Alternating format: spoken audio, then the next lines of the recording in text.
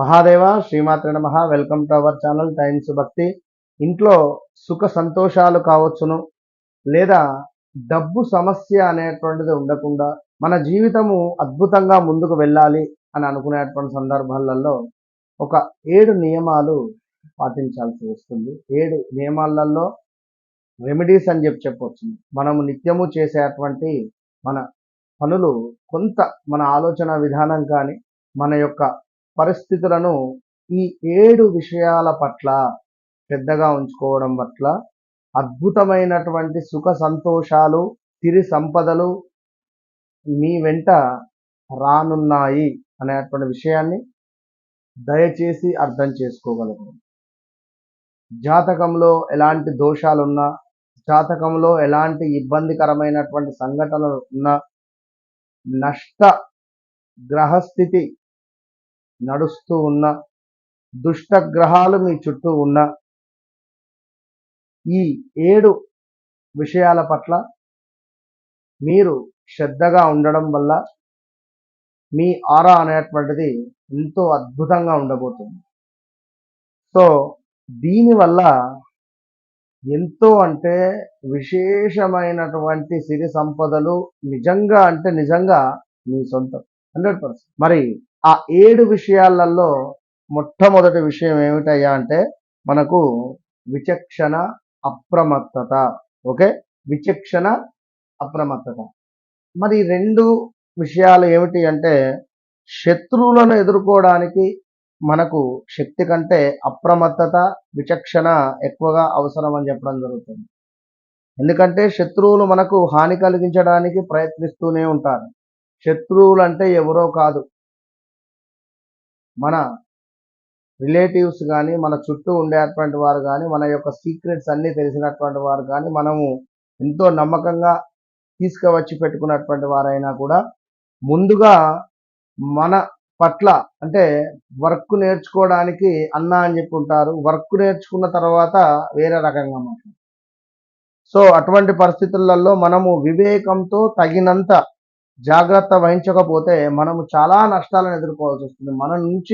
మన గురించి బ్యాడ్గా ఎన్ని చెప్పినా కూడా మనం అవన్నీ పట్టించుకొని ఎదుటి వ్యక్తిని అడిగినా లేదా వారి వద్దకు వెళ్ళి మనం మాట్లాడినా కూడా గొడవలే జరుగుతాయి అక్కడ.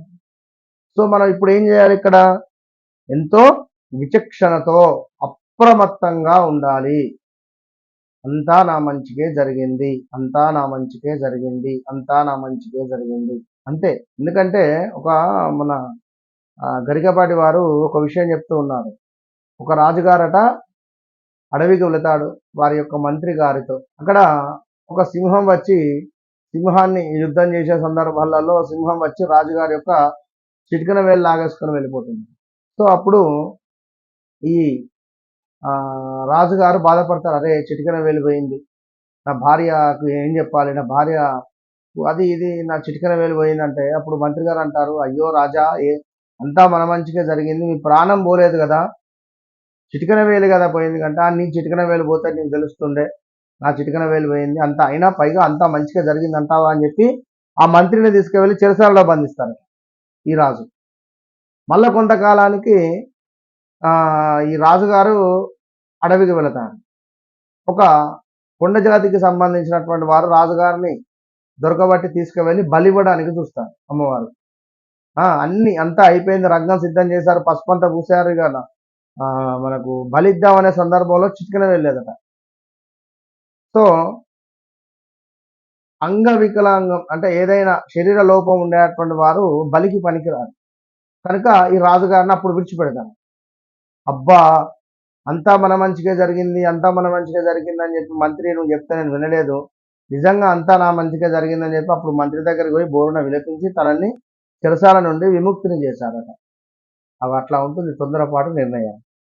సో ఇక్కడ మరొక విషయం ఏమిటంటే శుభ్రమైన వస్తువులు, సువాసన గల దుస్తువులు అంటే పర్ఫ్యూమ్స్ కానీ చక్కటి వస్త్రాలను ధరించడము, ఇది శుక్రునికి ఎంతో ప్రీతి. దీని వలన మనకు లక్ష్మీదేవి కూడా అనుగ్రహిస్తుంది. స్నానం చేసే ప్రతి నీటిలో కూడా రోజు వాటర్ కలుపుకొని స్నానం చేసి, గులాబీ రేకులు ఒక 4 వేసుకొని స్నానం చేసి, చక్కటి వస్త్రాలు, ఇవాళ కట్టిన వస్త్రాలు మళ్ళీ కట్టకూడదు, అంటే అవసరం ఉంటే తప్ప. సో అలా శుచి శుభ్రతతో పర్ఫ్యూమ్స్ వాడడం వల్ల శుక్రుని అనుగ్రహము, అదేవిధంగా మురికి బట్టలు వరిస్తే ఇబ్బందికరంగానే ఉంటుంది, అందరికీ తెలుసు. సో అదృష్టం అనేటువంటిది మన దగ్గరలో ఉంటుంది. ఇక ఈ మురికి బట్టలు వేసుకోవడం వల్ల జ్యేష్ఠాదేవి వస్తుంది, దురదృష్టం అవుతుంది. సో లక్ష్మీదేవి కూడా అలాంటి వారిపై కోపంగా ఉంటుంది, గమనించుకోండి. ఇక మరో విషయము జ్ఞాన సాధన. జ్ఞాన సాధన, ఈ జ్ఞాన సాధన మూర్ఖుడు మాత్రమే కాదు, మరలా చెప్తున్నాను, జ్ఞాని కూడా సాధన చేస్తూనే ఉండాలి. నేను జ్ఞానిని అని అనుకుంటే సరిపోదు కదా, ఇంకా ఇంకా పదును పెడుతూ ఉండాలి. మరి మూర్ఖులే సాధన చేస్తారని కూడా కాదు కదా. ఇక తన యొక్క జ్ఞానముతో, ఒక వ్యక్తి తన యొక్క జ్ఞానముతో ప్రావీణ్యం పొందగలడు అనేటువంటి విషయాన్ని గమనించండి. జాతకంలో కేతువు ఎవరికైతే అద్భుతంగా ఉంటుందో వారికి చక్కటి జ్ఞానం ఉంటుంది. కేతు అరిష్టేతు సంప్రాప్తే కేతు పూజాంచకారయేతు కేతు ధ్యానం ప్రవక్ష్యామి జ్ఞానపీడోపశాంతయేతు. గణపతిని ఆరాధించాలి. ఓకే. అదేవిధంగా సమతుల్య ఆహారము, సంతోషకరమైన ఆరోగ్యకరమైనటువంటి జీవితానికి సమతుల్యకరమైనటువంటి ఆహారాన్ని తీసుకోవాలి, సాత్వికమైనటువంటి ఆహారాన్ని భుజించాలి. ఇది గమనించుకోండి. ఏకాదశి ఉపవాసము ఎంతో అద్భుతము. ఈ ఏకాదశి ఉపవాసం అనేటువంటిది మనకు భగవంతునికి దగ్గరగా చేస్తుంది. తులసి చెట్టుని యొక్క ప్రాధాన్యత, ప్రతి ఇంట్లో కూడా తులసి చెట్టు ఉండాలి, తులసి చెట్టు ఆరాధన ఖచ్చితంగా చేయాలి. సో ఇవన్నీ. ఇంకొకటి లాస్ట్ పాయింట్ ఏమిటి అంటే దేవాలయము, మన మతం పట్ల మనకు గౌరవము, మన దేవాలయాలను కాపాడుకోవాలి, మన మతం పట్ల మనం గౌరవంగా ఉండాలి, ఇట్టి విషయాలను గౌరవించుకోవాలి, మన గ్రంథాలను అవమానించకూడదు, భగవద్గీతను తప్పకుండా ఇంట్లో పెట్టుకోవాలి, పిల్లలకు రోజు ఒక శ్లోకాన్ని నేర్పించాలి.